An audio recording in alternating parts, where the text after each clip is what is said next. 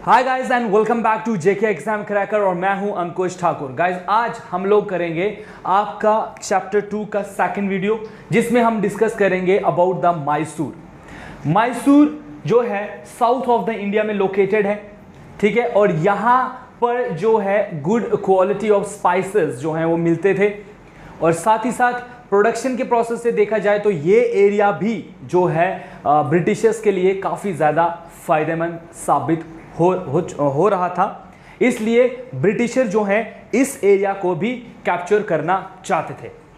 लेकिन जिस तरीके से मैसूर के जो रूलर हैं वो ब्रिटिशर्स के अंडर नहीं आना चाहते थे। ब्रिटिशर ने सबसे पहले बंगाल स्टेट को अपने जो है उसको कंट्रोल में लिया। नाउ उनकी जो नेक्स्ट नज़र थी वो थी मैसूर जैसे एरिया के ऊपर। लेकिन जो वहाँ के रूलर थे वो लगातार ब्रिटिशर्स को जो है वो चैलेंज कर रहे हैं कि हम आपके पार्ट नहीं बनेंगे, we are happy with independence, हम इंडिपेंडेंटली खुश हैं, हमें आपके अंडर आने की ज़रूरत नहीं है। तो लगातार हम लोग ये देखेंगे कि मैसूर को ऐसा नहीं है कि 1 या 2 या 3 वॉर्स में जो है वो जीता जाएगा, बल्कि 4 वॉर्स लड़ी जाएंगी, और 4 वॉर्स लड़ी जाएंगी, और नियर अबाउट 32 ईयर्स जो हैं वो लगे थे ब्रिटिशर्स को कब्जा करने में मैसूर जैसे एरिया को। कैन यू इमेजिन गाइस, 32 साल लगे उनको मैसूर जैसे एरिया को अपने कंट्रोल में लेने में, और आखिरकार वो फायदेमंद हुए। क्या हुआ इस पूरी कहानी में, इसमें क्या क्या कौन कौन से रूलर आपके इन्वॉल्व थे एंड क्या क्या इनमें से ट्रीटीज हुई थी कि बिकॉज देखो ट्रीटीज पर याद रखना, जैसे हमने बंगाल की 2 वॉर्स पढ़ी, that is battle of Buxar, battle of Plassey, इन दोनों की डेट्स याद रखिएगा, ट्रीटी ऑफ इलाहाबाद याद रखिएगा, तो आपकी बंगाल स्टेट क्लियर हो जाती है। तो चलिए अब आज हम डिस्कस करेंगे मैसूर के बारे में, ठीक है भाई साहब। मैसूर की कहानी क्या है? तो मैसूर भी जो है वो एक, जैसे हमने देखा था कि बंगाल जो है वो मुगल जो है रूलर का पार्ट हुआ करता था। जब मुगल रूल हिंदुस्तान में था उस टाइम बंगाल उसका पार्ट था। अब मैसूर की बात करें तो साउथ ऑफ इंडिया में था, और मैसूर जो है ये पार्ट था गाइस किसका?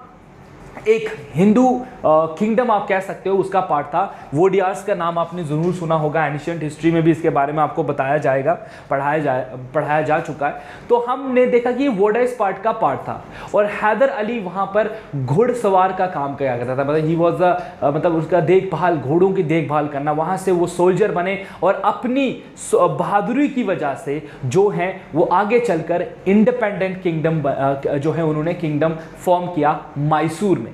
तो उन्होंने मैसूर जो है उसको वो नवाब, मतलब कह सकते हो आप नवाब कह दीजिए या किंग कह दीजिए, वो बने, और धीरे धीरे साउथ ऑफ इंडिया में उनका इन्फ्लुएंस बढ़ता गया। उन्होंने ना सिर्फ मैसूर को बल्कि अपने आस पड़ोस के जितने भी जो इन्फ्लुएंशिंग एरियाज थे उन सबको कब्जे में ले लिया, जो ब्रिटिशर्स के लिए लगातार एक सरदर्द बनते जा रहे थे। काफी एम्बिशियस थे हैदर अली, वहां के रूलर थे, ठीक है। हम बात कर रहे हैं हैदर अली की। हैदर अली ने क्या किया, मैसूर को जब इंडिपेंडेंट किया और वहां के रूलर बने, साथ ही आस पड़ोस के जितने भी उनके एरियाज थे उनको एक एक करके कब्जा करना स्टार्ट कर गए, और साथ ही साथ फ्रेंच के साथ जो है अपनी दोस्ती काफी जो है बढ़ाते गए, जो ब्रिटिशर्स के लिए लगातार एक सरदर्द का काम बनते जा रहे थे, ठीक है। और ब्रिटिशर अब चाहते थे कि इस हैदर अली को जल्द से जल्द पावर से हटा दिया जाए और मैसूर को जो है वो कब्जे में ले लिया जाए।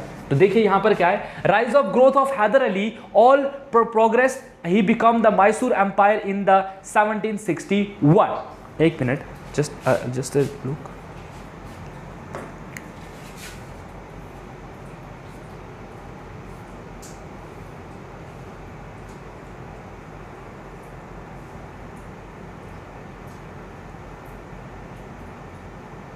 ठीक है, तो आपने यहां पर याद रखना है सिर्फ एक चीज कि यहां पर 4 मिलिट्री कन्फ्रंट्रेशन की गई है। किस लिए?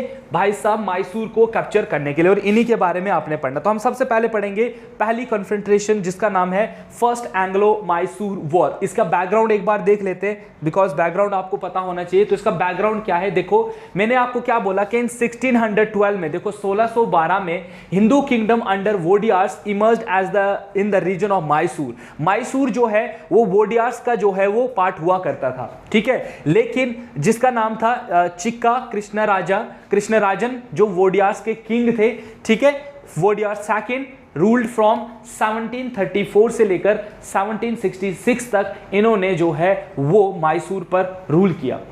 Haider Ali who was appointed as a soldier in the army of Wodeyars, अब इस वोडियार की आर्मी में हैदर अली एज अ क्या थे गाइस, एज अ वो वहां पर सोल्जर का काम किया करते थे। Become the de facto ruler of Mysore with his great administrative skill and military tactics, तो मिलिट्री टैक्टिक्स और एडमिनिस्ट्रेटिव स्किल की वजह से जल्द ही हैदर अली ने जो है वो डिफैक्टो रूलर बन गए मैसूर के। तो इन्होंने जो है मैसूर को वोडियार से अलग किया और खुद वहां के रूलर जो है वो बन गए। इनकी एडमिनिस्ट्रेशन की वजह से इनका जो है वो काफ़ी ज़्यादा सक्सेस भी मिली और इनका जो इन्फ्लुएंस है साउथ ऑफ द इंडिया में हर दिन ब दिन जो है वो बढ़ता जा रहा था और बढ़ भी गया। During the second half of the 18th century, Mysore emerged as a formidable power under his leadership. और अगर हम बात करें second half of the 18th century में 1750s की अगर हम बात करें तो हम देखते हैं कि मैसूर जो है वो एक बहुत ही पावरफुल और बहुत ही इन्फ्लुएंशियल सेंटर बन गया था इनकी नेतृत्व में, इनके अंडर, इनके पूरे जिस तरीके से ये उस चीज को चला रहे हैं उसके under. Mysore's proximity with the French and Hyder Ali control over the rich trade of Malabar coast threatened the political and commercial interest of the English and their control over Madras। अब हालांकि मैड्रास में britisher already setup थे, but Madras में ये थोड़े ढीले पड़ गए क्योंकि इन्होंने बंगाल को कब्जा कर लिया था और ये बंगाल में जो है वो अपना हेडक्वार्टर जो है वो जमा गए थे। और यहाँ साउथ में क्या हो गया है, फ्रेंच भी यहाँ एस्टेब्लिश है और फ्रेंच जो हैं और टीपू सुल्तान हैदर अली जो हैं काफ़ी अच्छे दोस्त भी बन गए हैं और यहाँ पर जो भी ट्रेड है, कॉमर्स जो भी कुछ हो रहा है वो अब मैसूर का हैदर अली संभाल रहे हैं, जो कि ब्रिटिशर्स के लिए एक बहुत बड़ी थ्रेट बनती जा रही थी। ब्रिटिशर वांट कि भाई साहब यहाँ पर भी सेम बंगाल की तरह एक पपट नवाब हो तो क्या मजे आ जाए, तो इसलिए ये लोग इस तरफ जो है अपना फोकस जो है वो करेंगे। British, after his success in Battle of Buxar with the Nawab of Bengal, signed a treaty with the Nizam of Hyderabad, persuading him to give him the northern Siscars as protecting the Nizam from Hyder Ali, who already had dispute with Madras। अब हम देखते हैं कि देखो यहाँ पर क्या है, हैदर अली जो है, हैदर अली कन्फ्लिक्ट में है मराठास के साथ भी और हैदर अली निज़ाम ऑफ हैदराबाद के साथ भी जो है वो कन्फ्लिक्ट में है। तो ये दोनों ही कहीं ना कहीं हैदर अली के दुश्मन थे, तो है ना, तो दुश्मन का कहते हैं ना, दोस्त का दुश्मन और दुश्मन का जो दुश्मन होता, क्या कहते हैं यार इसको, दोस्त का दुश्मन होता है और दुश्मन का दोस्त जो है वो उसका दोस्त होता है। तो ये देखिए यहाँ पर भी कुछ ऐसा ही चल रहा था। तो यहाँ पर ये दोनों, अब ब्रिटिशर्स भी यहाँ एंट्री मारेंगे तो ब्रिटिश ये तीनों मिलकर अब इस पर अटैक करेंगे, ठीक है, इस पर अटैक क्यों, इसको हराएंगे। हराने का मकसद क्या होगा कि जो मैसूर वाला एरिया उसको बांट दिया जाएगा मराठास, निज़ाम और ब्रिटिशर के बीच में, सिर्फ इस इंटरेस्ट के साथ इनको जो है वो जोड़ा गया। लेकिन आपने यहाँ पर याद रखना है कि यहाँ पर जो आपका हैदराबाद है, हैदराबाद ऑलरेडी ब्रिटिशर्स के कंट्रोल में आ गया है क्योंकि उन्होंने उनके साथ सब्सिडरी अलायंस जो है वो साइन किया है। अब सब्सिडरी अलायंस क्या है ये मैं आपको थोड़ी देर में बताऊंगा, लेकिन अभी आप ये चीज़ देखिए। अब यहाँ पर क्या हो गया, the Nizam of Hyderabad, the Marathas and English allied together against Hyder Ali. क्यों? क्योंकि हैदर अली जो है उसकी ना तो निज़ाम ऑफ हैदराबाद के साथ बनने लगी, उसने उसकी भी टेरिटरी को कब्जा कर लिया था, उनकी टेरिटरी को भी ग्रैब कर रहा था, मराठास की टेरिटरी को भी ग्रैब कर रहा है और साथ साथ इंग्लिश के लिए तो ऑलरेडी एक सरदर्द बन ही चुका है। तो अब एक तरफ हो जाएगा तुम्हारा हैदर अली और दूसरी तरफ से आएंगे ब्रिटिशर, निज़ाम ऑफ हैदराबाद और मराठास। तो ये तीनों जो हैं वो मिलकर जो है वो वॉर करेंगे किसके ऊपर, जो है आपके हैदर अली के ऊपर। गाइस एक और चीज मैं आपको यहां बताना भूल गया, फर्स्ट एंग्लो जो वॉर हुई है ना, एंग्लो मैसूर जो वॉर है, इसकी डेट लिख दीजिएगा बिकॉज इनके डेट के भी ऊपर कभी कभी क्वेश्चन आते हैं। तो ये है 1767 से लेकर, याद रखेगा ये हुई है 1767 से लेकर 69 तक, ये डेट याद रखेगा। फर्स्ट एंग्लो मैसूर वॉर कब हुई है, 1767 से लेकर 1769 तक। अब देखते हैं कि यहां पर और क्या होता है। लेकिन हैदर अली जो है वो काफी diplomatic turn the Marathas neutral and Nizam with his against the Nawab of Arcot. Hyder Ali he was uneducated but intellectual and diplomatically military skilled था वो। हैदर अली तो अनपढ़ था, इसमें कोई शक नहीं है, बट उसकी जो डिप्लोमेसी थी वो काफ़ी अच्छी थी। इसने मराठास को मना लिया, इसने कहा कि ठीक है, तुम्हारी जो भी टेरिटरी मैंने कब्जा की है मैं तुमको वापस दे दूंगा, आप जो है वॉर से हट जाइए, आप वॉर से पीछे हो जाइए। साथ ही साथ इसने निज़ाम ऑफ हैदराबाद को तो ये कुछ कर नहीं सकता, बिकॉज निज़ाम ऑफ हैदराबाद को सपोर्ट करना ही पड़ेगा ब्रिटिशर्स को under the treaty subsidiary alliance के अंडर। तो उसके बाद क्या होगा, तो मराठास पीछे हट गए विद हिज। अच्छा, उसके बाद हम देखते हैं, देखिए कोर्स ऑफ वॉर में आप पढ़ सकते हो यहाँ पर क्या हुआ है। War continued for year and a half without any conclusion. पहले तो 1-1.5 साल ये लड़ाई बगैर किसी कंक्लूजन के चली, यहाँ लड़ रहे हैं, ये मर रहे हैं, पूरे चल रहा है। Hyder Ali change his strategy and suddenly appear before the gates of Madras causing complete chaos and panic at Madras. तो पूरे मैड्रास में इन्होंने क्या कर दिया, अचानक से इसने अटैक कर दिया ब्रिटिशर्स के ऊपर और वहां पर सिर्फ दंगे फसाद जो हैं ये कर गए। This force the English to conclude the treaty with Hyder Ali in 4 April 1769 में, और उस ट्रीटी का नाम था ट्रीटी ऑफ मैड्रास। देखिए एक चीज यहां पर मैं आपको शॉर्टकट तरीके से ये बता दूं कि अगर आपको पेपर में पूछा जाता है तो आपने एक चीज याद रखनी है यहां पर, और वो चीज क्या याद रखनी है दोस्तों, देखो फर्स्ट एंग्लो मैसूर वॉर होगी, फर्स्ट यहां पर लिख देता हूं, फर्स्ट एंग्लो मैसूर वॉर जो है ये कब से कब बोला मैंने आपको, 1764 से लेकर 69 तक हुई है।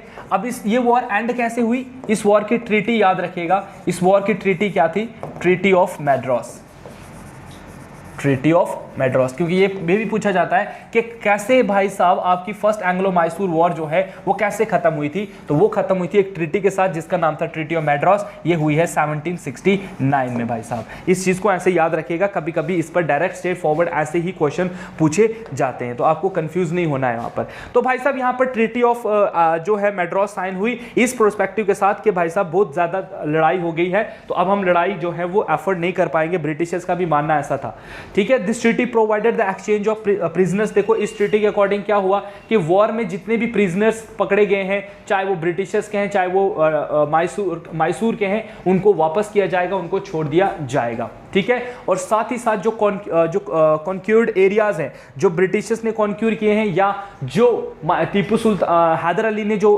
कॉन्क्यूर किए हैं, वो सारे के सारे वापस दे दिए जाएंगे। इस ट्रीटी के अकॉर्डिंग ये हुआ। Hyder Ali was promise to help the English, और यहाँ पर इंग्लिश ने हैदर अली को ये कहा कि हम आपके साथ प्रॉमिस करते हैं कि इन फ्यूचर अगर आपके ऊपर कोई भी पड़ोसी स्टेट अगर अटैक करेगी, वी विल हेल्प यू, हम आपको सपोर्ट करने आ जाएंगे, बस आप फ्रेंच के साथ दोस्ती ना रखें और हमारे साथ ट्रेड करें। तो हैदर अली यहां पर मान गए कि ठीक है भाई साहब, हम यही चीज जो है वो फॉलो अप करेंगे। तो देखिए ओवरऑल क्या हुआ कि यहां पर जो है लड़ाई हुई, लेकिन लड़ाई का जो अंत हुआ वो काफी अच्छा हुआ कि चलिए एक दूसरे की मदद करेंगे एंड ऑल दैट, एक दूसरे को नहीं छेड़ेंगे भाई साहब। लेकिन ये सब यहां कहां खत्म होने वाला था, इसके चलते क्या हो गया, सेकेंड एंग्लो मैसूर वॉर देखी गई 1780 से लेकर 1784 तक। ये याद रखिएगा 1780 से लेकर 1784। इसका बैकग्राउंड क्या है, ये वॉर कैसे शुरू हुई, तो ये वॉर शुरू हुई जब ट्रीटी ऑफ मैड्रास का उल्लंघन देखा गया। अब ट्रीटी ऑफ जो है इलाहाबाद में ये चीज जो है हैदर अली को कहा गया था कि आपको हम लोग जो है सपोर्ट करेंगे, अगर आपके ऊपर कोई भी पड़ोसी देश अगर अटैक करेगा तो हम आपको प्रोटेक्शन देने की बात करेंगे। लेकिन यहां पर क्या हो गया, यहां पर मैसूर को अटैक किया गया मराठास के द्वारा 1771 में। 1771 में मराठा किंगडम ने मैसूर पर अटैक कर दिया और ब्रिटिशर ने वहां पर कुछ भी नहीं किया, जिसकी वजह से जो मैसूर के रूलर थे दैट इज हैदर अली, उनका जो ट्रस्ट था ब्रिटिशर्स के ऊपर से वो हट गया। ब्रिटिश हैदर अली ने इस टाइम पर देखा कि उनकी मदद फ्रेंच के जो ऑफिसर्स थे उन्होंने बहुत अच्छे से करी, ठीक है। फ्रेंच के जो ऑफिसर थे उन्होंने काफी अच्छे से जो है वो मदद करी, इसलिए उन्होंने अब फ्रेंच के साथ समझौता करना स्टार्ट कर दिया। So moreover Hyder Ali founded French more resourceful in terms of fulfilling the army's requirements of gun, saltpetre and lead. ये देने में, मतलब कहीं ना कहीं हथियार अभी फ्रेंच ने उसकी मदद की कि तेरे पे अटैक हो रहा है तो हम तेरी हेल्प करते हैं, जबकि ये हेल्प ब्रिटिशर्स ने प्रॉमिस किया था उसके साथ करने की। तो यहां से हैदर अली के जो है फिर से ब्रिटिशर्स के लिए नफरत पैदा हो गई। Consequently he started importing French war material to Mysore through Mahe French possession on the Malabar coast. This increasing friendship with the to raise the concern of the British. अब ये भी फिर से ब्रिटिशर्स के लिए कंसर्न बन गया। Consequently the British tried the capture Mahe which was under Hyder Ali protection. अब फिर से ब्रिटिशर चाहते थे कि यार अब यहां से लड़ाई होने के रीजन क्या है। एक पहला रीजन आप ये कह सकते हो कि हैदर अली का ट्रस्ट टूट जाना ब्रिटिशर्स के ऊपर से और फ्रेंच के ऊपर ट्रस्ट करना, ये एक रीजन है। दूसरा यहां पर रीजन ये भी आप कह सकते हो कि ब्रिटिशर्स ने देखा कि हैदर अली जो है वो फ्रेंच के साथ काफी अच्छी दोस्ती बना रहे हैं, उनसे मटेरियल भी ले रहे हैं, उनको मटेरियल दे भी रहे हैं। ये भी एक रीजन है दोनों के कंफ्लिक्ट के में आने का। तो भाई साहब ये चीज जो है यहां पर हुई। अब कोर्स ऑफ द वॉर को अगर हम देखें, इस पूरे वॉर में क्या चला, क्या हुआ, तो यहां पर देखिए क्या है, Hyder Ali forced alliance with Marathas and the Nizam against the British. लेकिन यहां पर क्या हो गया, आखिरकार जैसे ही ब्रिटिशर्स ने फिर से हैदर अली की तरफ जो है वो वॉर छेड़ दी, तो यहां पर हैदर अली ने क्या कर दिया, एक जो है हैदर अली ने फोर्ज किया एक अलायंस जो मराठास और निजाम के साथ, किसके खिलाफ, ब्रिटिशर्स के खिलाफ। He attack Carnatic and capture Arcot, defeated English army. और इसने सबसे पहले जो अटैक किया उसमें इसने ब्रिटिशर्स को हरा दिया। और इस टाइम ब्रिटिश आर्मी जो है वो कॉर्नल बैली लेकर आए थे इन 1781 में। लेकिन जल्दी ही हमने देखा कि हैदर अली की जो है वो मौत हो जाती है ड्यू टू कैंसर। उनको कैंसर था और कैंसर की वजह से उनकी मौत हो गई 7 दिसंबर 1782 ईस्वी में। 7 ऑफ दिसंबर 1782 में हैदर अली जो है वो मर जाते हैं बिकॉज ऑफ किसकी वजह से, कैंसर की वजह से। व्हाट हैपेंड नेक्स्ट, दिस सन टीपू सुल्तान जो है अब वहां से आगे की भागदौड़ संभालेंगे। 1 ईयर तक इन्होंने वॉर लड़ी विदाउट एनी पॉजिटिव आउटकम, इनको कोई भी आउटकम नहीं मिला और ये इस वॉर में लड़ते रहे। अब दोनों साइड, चाहे हम ब्रिटिशर्स की बात करें और मैसूर की बात करें, दोनों ही वॉर से काफी ज्यादा परेशान थे। इसलिए इन लोगों ने क्या कर दिया, इन लोगों ने बोथ साइड जो है वो फेड अप हो गई, तो इन्होंने आपस में एक ट्रीटी साइन की जिसको आप कहते हो ट्रीटी ऑफ मैंगलोर। ठीक है, जो कब हुई, मार्च 1784 में। तो देखिए जैसे मैं आपको यहां पर बता रहा हूं कि अगर फर्स्ट एंग्लो मैसूर वॉर में ये हुआ, तो सेकंड एंग्लो मैसूर वॉर में क्या हुआ गाइस, सेकंड मैसूर वॉर जो है इसमें क्या हुआ, ट्रीटी ऑफ मैंगलोर। ठीक है, ट्रीटी ऑफ मैंगलोर याद रखिएगा 1784। ठीक है, 1784। ऐसे ही आप हर वॉर के बाद जो है ट्रीटी का याद रखिएगा क्योंकि इन पर जो है वो क्वेश्चन पूछे जाते हैं। नाउ व्हाट हैपेंड नेक्स्ट, अब देखो यहाँ पर ट्रीटी ऑफ हुई मार्च 1784 में, अंडर विच, जिसके अंदर जो है parties give up the territories they have taken from each other. Again यहाँ पर वही बात हुई कि हम लोगों ने जो एक दूसरे की टेरिटरीज को ग्रैब किया है हम वो वापस कर देते हैं और एकदम सुलह करके इस वॉर को जो है हम लोग खत्म कर देते हैं। तो इस उम्मीद के साथ इन्होंने जो है इस ट्रीटी को साइन किया। लेकिन गाइज अब यहां पर फिर से ये नहीं हुआ, एक बार और जो है तीसरी लड़ाई भी मैसूर में हुई जिसको आप कहते हो थर्ड एंग्लो मैसूर वॉर। और ये क्यों हुई भाई साहब, इसके पीछे का रीजन क्या है, इसके पीछे का रीजन है the treaty of Mangalore was not enough, काफी नहीं थी to resolve the conflict between Tipu Sultan and British और टीपू सुल्तान के बीच के रिलेशन के लिए ट्रीटी ऑफ मैंगलोर काफी नहीं थी। उनके रिलेशंस काफी बुरे थे, काफी बुरे हो चुके थे, इसलिए वो उसको ठीक करना चाहते भी नहीं थे और वो कभी हो भी नहीं सकते थे। बोथ वर एमिंग, दोनों का मकसद एक ही था। टीपू सुल्तान चाहते थे कि साउथ ऑफ इंडिया में ज्यादा से ज्यादा एरिया में टीपू सुल्तान का रूल हो, टीपू सुल्तान का इन्फ्लुएंस हो, जबकि ब्रिटिशर उल्टा चाहते थे कि टीपू सुल्तान का इन्फ्लुएंस साउथर्न स्टेट में कम हो जाए, हम लोगों का जो है वहां पर इन्फ्लुएंस ज्यादा हो, so that we can control the south of India for different reason. जैसे यहां पर इसमें स्पाइसेस के पॉइंट ऑफ व्यू से ये एरिया कैप्चर करना बहुत ही इंपॉर्टेंट था ब्रिटिशर्स के लिए। So the third Anglo Mysore war began with the Tipu attack. Tipu Sultan ने ही इसमें पहल की, इसने सबसे पहले अटैक किया त्रावणकोर में जो इंग्लिश के पार्ट था। अब ये त्रावणकोर क्या था, इंग्लिश के अंडर था, इसके ग्रुप में था। इसने इस पर अटैक किया, मतलब इसने ब्रिटिशर्स पर अटैक किया। जैसे इसने ऐसे किया, the only source of paper for English east company. अब ये जो त्रावणकोर है यहां से इंग्लिश क्या है, पेपर जो है वो एक्सपोर्ट करते थे, अब यहां से लेते थे। अब टीपू सुल्तान ने इस पर अटैक कर दिया, इसको अपने कब्जे में लिया और उनकी डिमांड, उनकी देखो सप्लाई बंद हो गई। सप्लाई बंद हो गई तो ब्रिटिशर्स हड़बड़ा उठे और उन्होंने भी वो ऑपोजिशन में इस वॉर में हिस्सा लिया। British sided with the Travancore and attacked Mysore, और यहां पर उल्टा हुआ, उसने ट्रैवनकोर पर अटैक किया तो ब्रिटिशर ने सीधा मैसूर पर अटैक किया। The Nizam of and the Maratha who were jealous of Tipu's growing power join the British. अब टीपू सुल्तान के जिस तरीके से इन्फ्लुएंस साउथ ऑफ इंडिया में बढ़ता जा रहा था, जिससे निजाम ऑफ हैदराबाद और मराठा जो है वो दोनों जेलस थे और परेशान भी थे कि कहीं आज तो ये वहां पर पावरफुल है, कहीं ये कल को हमें ना खत्म कर दे। इसलिए उन लोगों ने अंग्रेजों के साथ हाथ मिला लिए और एक्टिव सपोर्ट देना स्टार्ट कर दिया और कहा कि हम आपके साथ हैं, चलिए टीपू सुल्तान के एरिया पर अटैक करते हैं। और ब्रिटिशर ने उनको यह चीज कही कि अगर हम लोग वॉर में जीतेंगे तो हम टीपू सुल्तान के पास जितना बड़ा एम्पायर है टीपू सुल्तान का, उसको हम कन्फेस्टिकेट करेंगे, तीनों आपस में बांटकर उसका प्रॉफिट का मजा लेंगे भाई साहब। तो यहां पर क्या हुआ, इन 1791 लॉर्ड कॉर्नवेल्स टुक द लीडरशिप। अब लॉर्ड कॉर्नवेल्स आगे यहां पर जो एज अ यहां पर लीडरशिप ले ली उन्होंने, and head of the Lord army, वो हेड ऑफ द आर्मी बने और उन्होंने अब अंबूर के ऊपर जो है अटैक कर दिया और उसके बाद वेलोर के ऊपर और वहां से सीधा बैंगलोर, और उन्होंने सब कुछ कैप्चर किया 1791 पर। From there to the Srirangapatnam, और वहां से वो चले गए श्रीरंगापट्टनम। श्रीरंगापट्टनम जो है ये कैपिटल हुआ करती थी मैसूर की उस टाइम पर।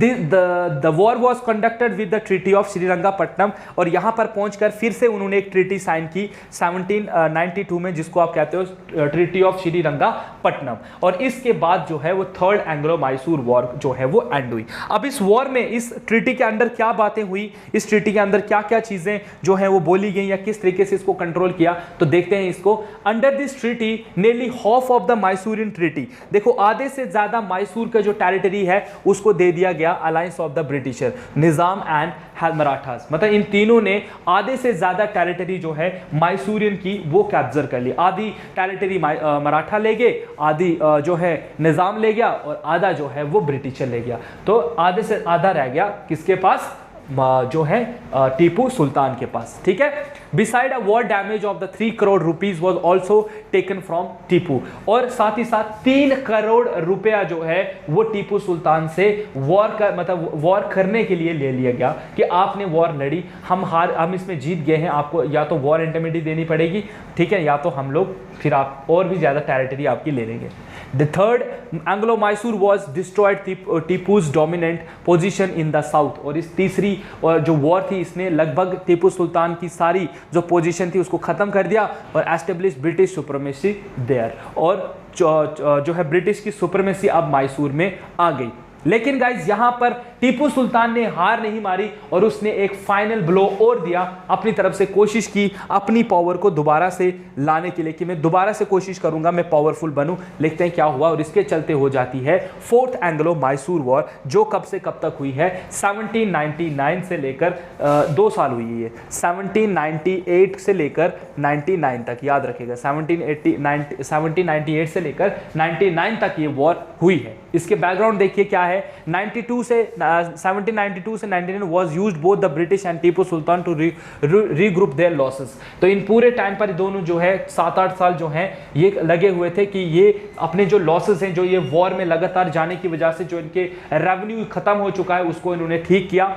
To Tipu fulfill all the terms of treaty of Srirangapatnam, Tipu ने जो ट्रीटी ऑफ श्रीरंगापट्टनम हुई थी जिसमें 2 करोड़ देने की बात की गई थी वो उसने फुलफिल करी। To got his son release, और फिर जाकर उसके बेटा जो ब्रिटिशर्स ने कब्जा उसको जो है जेल में रखा था उसको रिलीज किया। In 1798 Lord Wellesley and imperialist to the core succeeded Sir John Shore as the new governor general. अब जो है 1798 में लॉर्ड वेल्सले जो है उनको हटा दिया गया और उनकी जगह सर जॉन शोर को जो है वो लगा दिया गया। लेकिन टीपू की जो फ्रेंडशिप थी वो फ्रेंच के साथ बढ़ती जा रही थी, जो कि वेल्सले ने इसको नोटिस किया था और एक बहुत बड़ा कंसर्न बताया कि ये चीज़ गलत है, टीपू सुल्तान जो है उसको हमारे साथ रहना चाहिए, वो फ्रेंच के साथ इतनी दोस्ती क्यों बढ़ा रहा है। aimed at annihilating Tipu's independent existence, he forced him into a submission।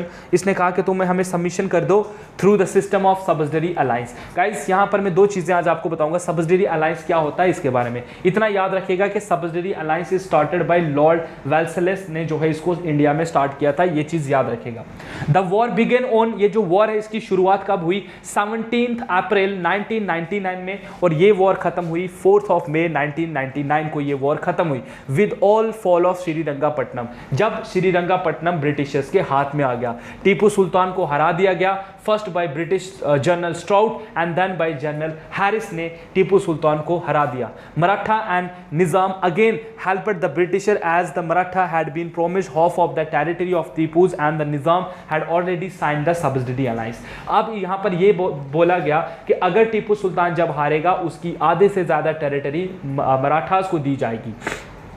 Tipu Sultan died in the war and all his treasures were confiscated by the British। Tipu Sultan की सारी प्रॉपर्टी जो है वो ब्रिटिशर्स ले गए and it have taken English 32 years to subjugate Mysore। The threat of the French rival in the Deccan was permanently eliminated। और यहाँ पर टीपू सुल्तान के हारने के बाद जो है गाइस, यहाँ पर आपने एक चीज़ याद रखनी है कि यहाँ पर क्या हुआ। यहाँ पर यह हुआ कि एक तो फ्रेंच भी, उनकी जो इन्फ्लुएंस था साउथ ऑफ इंडिया में वो भी कम हो गया। अब साउथ ऑफ इंडिया जो है वो पूरा का पूरा ब्रिटिशर्स के हाथ में आ गया। तो ये देखिए इस तरीके से ब्रिटिशर ने जो है वो इसको कैप्चर कर लिया था भाई साहब। ये चीज़ हो रही है आपके यहाँ पर, ठीक है। सो ये सब चीज़ें आपने याद रखनी है, कौन सी ट्रीटी कब साइन हुई है, श्रीरंगापट्टनम ट्रीटी कब हुई एंड ऑल दैट कब हुई। देखिए कुछ चीज़ें हैं जो एग्जाम में मैंने देखा है कि पूछी गई हैं, अब आपको ये चीज़ें पता होनी चाहिए। जैसे टीपू सुल्तान के बारे में अगर मैं आपको बता दूं, ठीक है, टीपू सुल्तान के बारे में आपको कुछ चीज़ें पता होनी चाहिए, ठीक है। सबसे पहले इनको टाइगर ऑफ मैसूर कहा जाता है, ये भी आपको पता होना चाहिए, टाइगर ऑफ मैसूर कहा जाता है इनको। ये लिख दीजिएगा अपनी कॉपी पर जो आपके पास नोट्स हैं। So who is known by the name of tiger of Mysore, तो ये कौन थे? टाइगर ऑफ मैसूर कौन थे? तो टाइगर ऑफ मैसूर थे टीपू सुल्तान। उसके बाद आपने एक और चीज़ याद रखनी है, he was well educated in, he was well educated, ये वेल एजुकेटेड थे, ठीक है, वेल एजुकेटेड। और कौन कौन सी भाषा को ये यूज़ करना जानते थे? He was well educated in Arabic, ये भी क्वेश्चन पूछा गया है। पर्शियन, ये अरेबिक पर्शियन जानते थे, एंड साथ ही साथ ये एंड उर्दू, एंड उर्दू, ठीक है, ये उर्दू भाषा का यूज़ करते थे, ठीक है। Well educated in Arabic, Persian and Urdu. उसके बाद हम इनके बारे में एक और चीज़ मैं आपको बताऊं, इसने जो he organized his family, he organized his army, he organized his army with the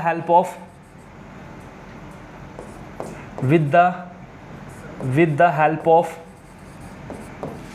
French officers, ठीक है। इसने फ्रेंच ऑफिसर्स को जो है वो उसको अपनी आर्मी को ऑर्गेनाइज करने में, मतलब उनको ट्रेनिंग जो है इन्होंने, तो ये क्वेश्चन पेपर में पूछा गया था कि किस राजा ने अपनी जो आर्मी थी उसको जो है फ्रेंच से जो है वो ट्रेन करवाया था, ठीक है, ये भी पूछा जाता है। ही इंट्रोड्यूस सेरिकल्चर इन मैसूर में इसने सेरिकल्चर को जो है वो स्टार्ट किया, मतलब उसको शुरू किया था। उसके बाद इसके बारे में एक और चीज़ याद रखिएगा, he was the member of French based Jacobin club. ये जोकोबियन क्लब जो है ये फ्रेंच में बने थे, ठीक है, और ये उसका पार्ट था। इसने भी जोकोबियन क्लब को जो है वो ज्वाइन किया था। उसके बाद एक और चीज़ आपने टीपू सुल्तान के बारे में याद रखनी है, और वो क्या है? वो है he planted the tree of liberty, tree of liberty. कहाँ पर? अपनी कैपिटल, कहाँ पर है इसकी capital? Srirangapatnam. In his capital कहाँ पर? श्रीरंगापट्टनम।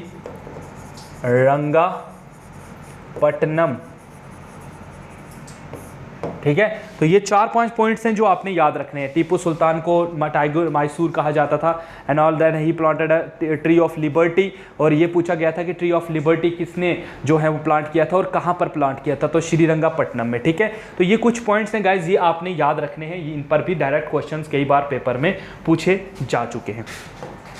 एक और चीज़ मैं आपको यहाँ पर बता दूं, मैं आपको बता रहा था हम बार बार नाम ले रहे हैं यहाँ पर सब्सिडरी अलायंस का। ठीक है, सब्सिडरी अलायंस का जो है वो नाम आ रहा है। अब ये सब्सिडरी अलायंस था क्या, ठीक है, इसको समझते हैं। तो सब्सिडरी अलायंस क्या था गाइस, ये सबसे पहले इसको स्टार्ट किया गया है, स्टार्टेड बाय लॉर्ड वेल्सले,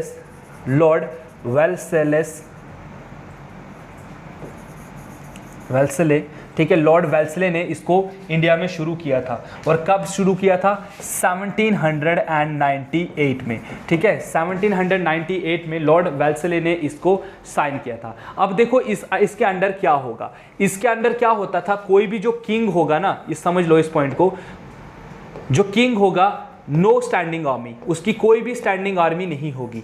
ठीक है, तो उसकी कोई स्टैंडिंग आर्मी नहीं होगी, बल्कि उसकी जो आर्मी है उसको प्रोवाइडेड बाय, आर्मी जो है वो प्रोवाइड की जाएगी बाय ब्रिटिशर्स। ठीक है, क्या की जाएगी, ब्रिटिशर्स के द्वारा यहाँ पर उसको प्रोटेक्शन देने की बात की जाएगी। जब भी कभी रूलर को, अगर जिस किंग को लड़ना है किसी के साथ, या किसी के साथ कोई भी उसकी वॉर अफेयर चल रहे हैं, तो ब्रिटिशर उसकी तरफ से लड़ेंगे। बदले में ये किंग उनको क्या देगा, मनी देगा, पैसा देगा, मनी देगा। ठीक है, मनी देगा, पैसा देगा। और यहाँ पर तो कहीं ना कहीं उसके जो मेन रीजन था, उसके जो हाथ थे वही काट दिए गए। तो यह राजा यहाँ पर कुछ नहीं कर सकता था, राजा सिर्फ पैसा दे सकता था और कुछ नहीं कर सकता। तो ये था सब्सिडरी अलायंस। ठीक है, तो आई होप सो कि ये चीज़ आपको पता जो है वो चलनी चाहिए। और जो फर्स्ट स्टेट थी जो सब्सिडरी अलायंस के अंडर जिसको कैप्चर किया गया था, आई मीन टू से जिसके साथ जिसको यहाँ पर लिया गया है, तो वो थी हैदराबाद। अभी थोड़ी देर पहले हम हैदराबाद का नाम ले रहे थे ना, मैंने आपको बोला था कि हैदराबाद नहीं मतलब ले सकती थी बिकॉज उसने सब्सिडरी अलायंस साइन किया हुआ था।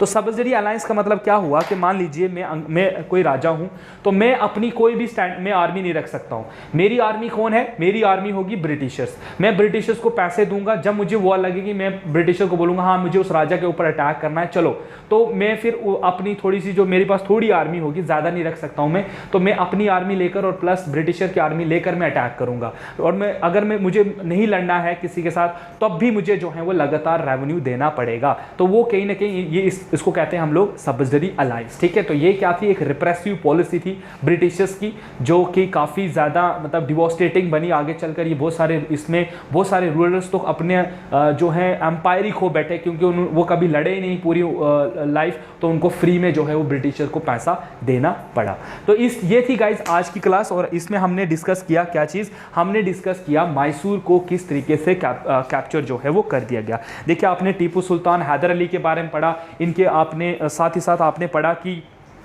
इनमें होने वाली जो ट्रीटीज थी वो काफ़ी इंपॉर्टेंट है, जिन पर क्वेश्चंस रहते हैं। और जल्द ही जैसे ये टॉपिक खत्म हो जाएगा, इसके बाद हम लोग जो हैं वो आपके एमसीक्यूज करेंगे, और एमसीक्यूज के बाद ही आपको पता चलेगा कि एग्जाम में किस तरीके से क्वेश्चन रहते हैं। सो आज की वीडियो के लिए बस इतना ही गाइस। कल आपसे फिर मुलाकात होगी कुछ ऐसे ही और टॉपिक्स के साथ, कुछ ऐसे ही इंटरेस्टिंग फैक्ट्स के साथ। तब तक stay tuned with JK exam cracker guys. अगर आप पहली बार वीडियो को देख रहे हो तो चैनल को सब्सक्राइब करो। आपको वीडियो लेक्चर कैसा लगा उसके बारे में बताओ, कौन सी चीज़ आपको समझ नहीं आई आप उसके बारे में भी बता सकते हो। बाकी गाइस जो भी आपकी तरफ से कोई भी क्वेरी है या कुछ भी है, आप हमें कॉल कर सकते हो हमारे नंबर्स पर। हमारे नंबर्स आपको हमारे स्क्रीन पर या हमारे डिस्क्रिप्शन में गिवन है, आप वहां से हमें कॉल कर सकते हो। तो कल चलिए गाइस, फिर आज के लिए बस इतना ही, कल मिलते हैं। तब तक good bye, take care and have a nice day guys. Thank you so much for watching this video guys.